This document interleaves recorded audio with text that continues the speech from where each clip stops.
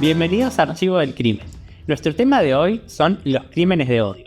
Pero primero podríamos empezar hablando de qué son los crímenes de odio. Es cuando el agresor, motivado por la pertenencia a un grupo social de la víctima, ya sea lo agrede, lo lesiona o incluso lo asesina. En nuestro país tenemos legislación para estos crímenes. Sin embargo, el delito no es el odio en sí, sino que funciona como un agravante. Esto lo podemos ver, por ejemplo, en el artículo 80 del Código Penal, inciso 4, donde está el agravante de género, que nos va a servir para explicar algunos de los casos que vamos a analizar en el programa de hoy.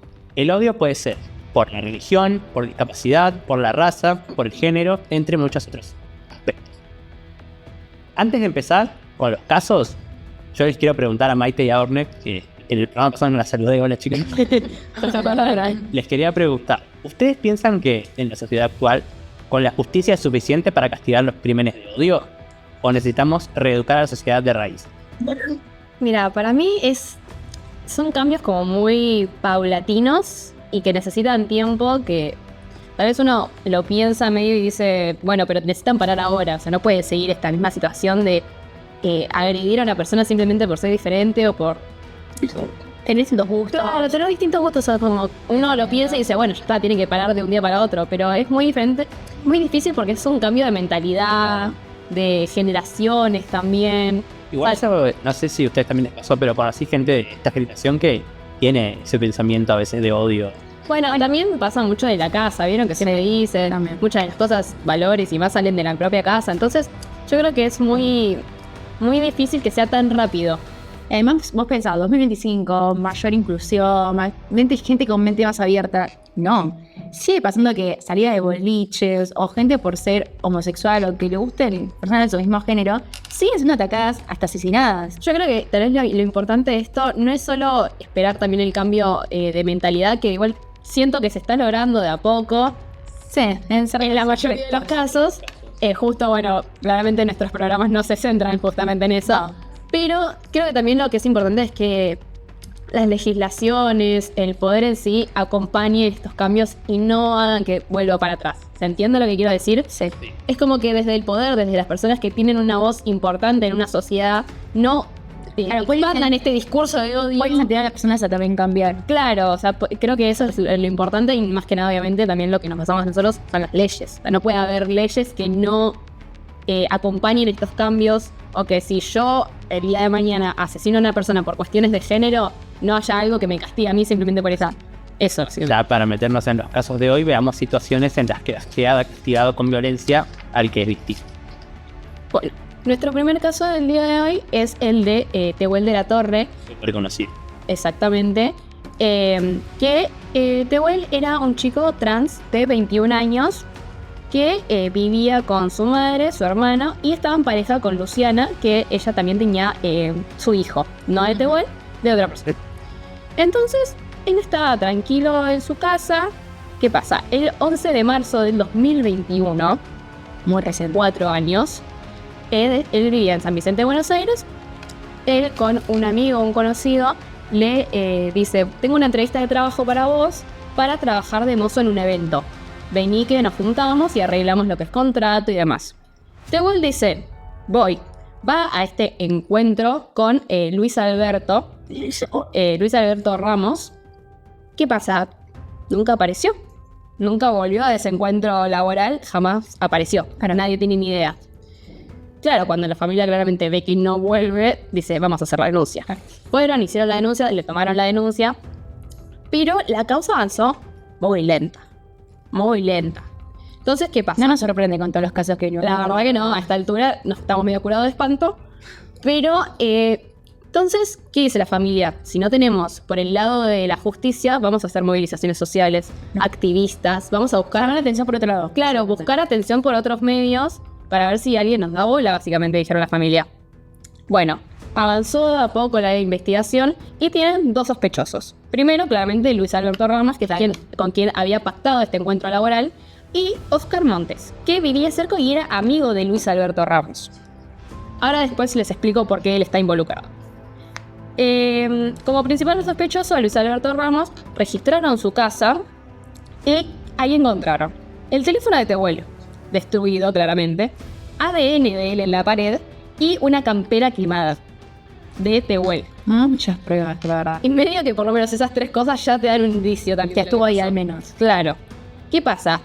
Oscar Montes está involucrado en esto porque ese día él estaba en la casa de Luis Alberto Ramos. Entonces dicen, tenemos autor y coautor, básicamente. La conclusión entonces, básicamente que sacó la policía, es que Ramos les mintió porque ellos habían dicho que no conocían a Tehuel. Ellos directamente fueron y dijeron, Las Tehuel cosas que están ahí. no, ¿Qué te parecieron? ni idea, la verdad que me lo habían regalado, qué sé yo, no sé. O sea, dijeron, yo no lo conozco a Tehuel, no tengo nada que ver. Entonces, no solo eso, sino también falso testimonio, que ya a esta altura también vimos más o menos lo que es. Entonces, y lo mismo también para Oscar. Le mintió, porque no es que no tenías idea quién era. Entonces, a pesar igual también de la investigación que avanzó, Tehuel nunca jamás apareció. No se sabe dónde está. Pero aún al no haber encontrado igual su cuerpo, eso no impidió que no detuvieran y procesaran a estos 2 hombres que, fueron imputados también por encubrimiento en concurso real con falso testimonio, por esto mismo que decían de que no lo conocían. Mentira. Ahora, el juicio avanzó para Ramos, pero Montes todavía espera un juicio por jurado popular. Bueno, el 15 de julio de 2024, en La Plata, es el primer juicio oral y público, donde la Fiscalía acusa a Luis Alberto Ramos de homicidio calificado por odio de género, que es lo que explicaba Franco anteriormente. Donde también en ese juicio está la expareja de Ramos, que también la expareja dijo que ella sufrió violencia por parte de él. Era violento ya. Claro, ya daba indicios de cómo era su comportamiento. Era una persona violenta, básicamente. También, obviamente, fue culpado por todas las pruebas que mencionó Maite anteriormente. O sea, era muy evidente, o sea, era muy difícil No salir trato de una ocultarlo parte, mucho. claro. Igual. Después, en agosto de 2024, todo es muy reciente, o sea, el año pasado, el tribunal oral en lo criminal número 2 de La Plata condenó a prisión perpetua a Luis Ramos por homicidio agravado. O sea, ya aumentó la condena. Y el fallo final fue que incluyó una orden al Ministerio de las Mujeres de Género y Diversidad de la provincia de Buenos Aires, que querían implementar medidas de reparación comunitaria. También se creó un protocolo para la búsqueda de personas de la comunidad LGBTQ+, con un enfoque de diversidad y declaraciones de emergencia social, porque no están muy amparadas por la ley la gente de esta comunidad. Claro, no porque sean diferentes a los demás, se los trata de amparar, simplemente porque también esto de la visión de género, está mucho lo de la ley Micaela, también en el Poder Judicial, que hacen muchos cursos para que haya una perspectiva de género también. Porque dicen, bueno, sí, qué sé yo, como que no toman dimensión o relevancia de que es por ser trans, travestis, gays, lesbianas. Es como que esa visión de género no la tienen todavía tan implementada. Entonces también estos cursos ayudan a que cuando sucedan estas cosas el proceso judicial sea lo más bueno posible tal vez para la víctima o la familia. Bueno, y después también hace muy pocos meses, el 10 de julio de 2025, el juez ratificó la perpetua por las pruebas que tenían, así que ratificaron la perpetua de Ramos. Sin embargo, Tehuel continúa desaparecido, y su desaparición, que es una de las más trágicas, se convirtió en un símbolo de lucha contra el odio hacia las personas travestis trans, y la consigna ¿dónde está Tehuel? Es la que cobró mucha fuerza, sobre todo en redes sociales, porque ese es el tema, se juzga sin el cuerpo de la víctima. Y esto también me lleva a pensar en lo que veíamos en el primer programa, ¿no? Cómo se procede a una condena sin el hallazgo del cuerpo de una víctima. Entonces podríamos repasar lo que nos decía Hernán Zarotea, nuestro abogado de confianza al respecto. No son los casos más cotidianos, ¿sí? Normalmente las condenas son cuando aparece el cuerpo. De hecho, en La Matanza tenemos una fiscalía temática, que es la Fiscalía Temática de Homicidios, que se especializa en este tipo de cuestiones. ¿Por qué es importante tener el cuerpo? Porque a partir del hallazgo del cuerpo, los médicos forenses hacen una operación, que es la operación de autopsia, y en función de eso se determina cómo fue el homicidio. Ahora, cuando no tenemos el hallazgo de un cuerpo, el juez tiene que indagar sobre otros medios probatorios con el propósito de condenar a quien está siendo sometido a juicio. Algunos medios probatorios son los indicios. Yo lo que digo los indicios es como un estado de sospecha, como la sana crítica, el olor que ve el juez como que el imputado cometió el delito. Pero, insisto, es muy complicado para los juzgadores determinar la culpabilidad de una persona cuando no hay un hallazgo de un cuerpo. tienen que ir a la prueba indiciaria y en conjunto con otras, ahí sí hay algún tipo de atribución de responsabilidad. Muy bien, habiendo visto todo esto, comprendemos por qué Tehuel continúa su búsqueda, ya se lo busca sin vida, es lo que dicen en sus últimas declaraciones. Pero se quiere buscar, se quiere encontrar. Se lo quiero encontrar, que es lo importante. Ahora podríamos pasar a un segundo caso, un poco más histórico. Sí, que es el caso de Amancay Diana Zacayán, que es la primera vez que la justicia argentina califica el asesinato de una travesti como un crimen de odio por identidad de género. Ella nació en Tucumán el 31 de diciembre de 1975.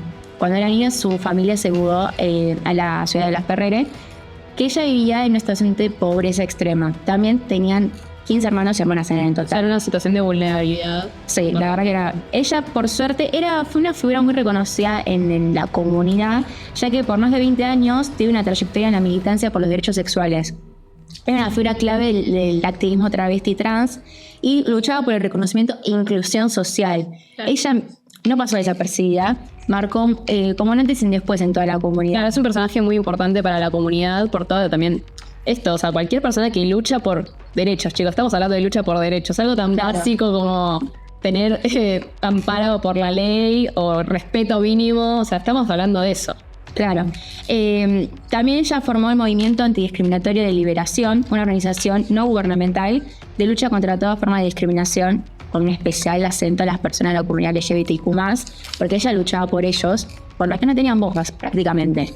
También era integrante del equipo del programa de diversidad sexual del INADI, una labor muy importante a favor de la no discriminación y la inclusión del colectivo de la diversidad sexual.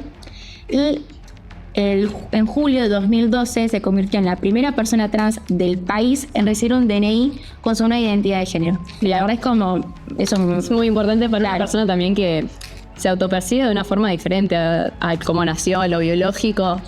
Es como medio un renacimiento también. Muchas personas, yo he visto caristas que dicen, al fin tengo mi identidad como tiene que ser. Claro, como ellos se reconocen. Claro. Refleja este avance en la ley que me plantearon ustedes al principio, que se lo reflexionábamos. Claro. Sin embargo, lamentablemente, a pesar de su constante lucha por los derechos humanos, Diana fue asesinada el 11 de octubre de 2015. El 13 de octubre de 2015, su cadáver fue encontrado en su casa, ubicado en el barrio de Flores. Ella estaba atada de pies y manos. Había restos de martillo, tijeras y cuchillos. También tenía como 27 heridas total en su cuerpo. Creo que también especialmente en la cara. No estoy muy segura, pero creo que especialmente en la cara. Había una desidia, como un ensañamiento, por lo menos ya con lo que me decís. Yo me imagino que no fue un accidente, no. Una puñalada, no. También el informe forense señalaba que pudo haber sido asfixiada, ya que, bueno, al estar atada de manos y pies, hallaron... Sí, no se podía defender. Hallaron ataduras en su boca también y en su nariz, cosa que podía haber sido por la asfixia. Y bueno, también, por suerte, las cámaras de su edificio capturaron la entrada y salida de una persona, de Gabriel Marino, en que no recuerdo bien la relación que tenía, pero creo que eran pareja. Bueno, no me equivoco. Pero también había otro coautor que nunca se lo pudo identificar del todo, pero lo que resultó más llamativo es que no forzaron la cerradura y se encontraron las huellas de Gabriel Marino, por eso era ese principal sospechoso. Bueno, justamente por esto lo que dice Orne, Marino fue detenido por la Policía Federal 10 días después en su casa de Morón. ¿Qué pasa? Él tenía una relación, un vínculo ocasional con Diana, y que empezó 2 semanas antes del asesinato. O sea, bastante reciente todo. Claro. Ellos se conocieron en charlas de apoyo en el Cerarezo por un problema de dependencia a las drogas que ambos tenían. Entonces se conocieron en esas charlas, se empezaron a hablar y tener este vínculo ocasional. ¿Qué pasa? Bueno, lo detienen, lo procesan y empieza su juicio el 12 de marzo del 2018. Como se dice, la Comisión de Justicia por Diana hizo un llamado de presencia de muchas organizaciones, lo mismo que hablábamos en el otro caso, buscar a los activistas, movilizar a la gente por otro lado, sí, porque la justicia a veces tarda o no es tan justa, entonces... En esta sociedad hay que buscar esos recursos. Hay que buscar a un lado B, claro. Hay que buscar un lado B. Esta época. Entonces fue para hacer el apoyo al juicio público que iba a empezar. También había una radio abierta en estas movilizaciones para recordar la contribución que había hecho Diana a la comunidad y demás, ¿no? Como para que no quede solo en el final que tuvo, sino en todo lo importante que hizo en su vida. Claro, porque marcó un antes y después, sinceramente. Claro. Bueno, entonces el proceso fue en el Tribunal Oral de lo Criminal y Correccional número 14 de Cava, en Capital. La condena a Marino quedó en prisión perpetua por homicidio agravado, como hablábamos al principio, por odio a la identidad de género más violencia de género. O sea, tenía 2 agravantes. Claro. Una de las juezas solamente optó por nada más el segundo agravante. Esto que decíamos antes, de la perspectiva de género. Claro. Una de las juezas dijo, no, para mí no es por odio al género, simplemente es violencia de género. Bueno, el fallo en línea con la pena máxima reclamada por el fiscal, que era Ariel Yapur, y su colega Mariela Loaceta, que era la titular de la UFEM. Básicamente fue como apoyando a esa propuesta por el fiscal, básicamente. Entonces, primero fue investigado todo esto como un transvesticidio. Esto que hablábamos antes de lo que son las cuestiones de género y demás. La justicia investiga sobre la identidad y el paradero del coautor que estábamos hablando, que no se sabe todavía quién es, y que hasta el 2022 tenía una recompensa de 2 millones de pesos. Si alguien tiene alguna novedad sobre este coautor, todavía hasta el día de hoy no hay nada. En abril de 2025, la Corte Suprema votó por no considerar el agravante de odio de la identidad de género, y la casación porteña, la sala número 1, confirmó la perpetua y eliminó el travesticidio. O sea, esto de cuestiones de género lo eliminó y dejó únicamente la violencia de género. ¿Qué pasa? El máximo tribunal, por unanimidad, desestima todos los planteos previos, entonces reincorpora el agravante por odio de género más la violencia de género. Y a todo esto, Diana tiene un montón de aportes y reconocimientos. Por ejemplo, en 2016, el INADI rebautizó su biblioteca con su nombre para honrar todo lo que ella luchó contra el activismo, contra la transfobia. Después, en 2017, en el municipio de Morón, se instauró el 11 de octubre como el Día contra la lucha contra la transfobia y los derechos de las personas travesti trans. Después, hacia el 2018, la legislatura de Buenos Aires la declaró persona destacada post-mortem, también por su labor. En 2020, el Hospital Nacional en Red, doctora Laura Bonaparte, le realizó un homenaje y inauguraron un auditorio en su nombre, una placa. Y en 2023 incluso fue homenajeada por el Doodle de Google, el 2 de julio, si no me equivoco, por ser la primera persona, como mencionaban ustedes, en Argentina en tener su DNI con el género que representaba. Sí, que la representaba.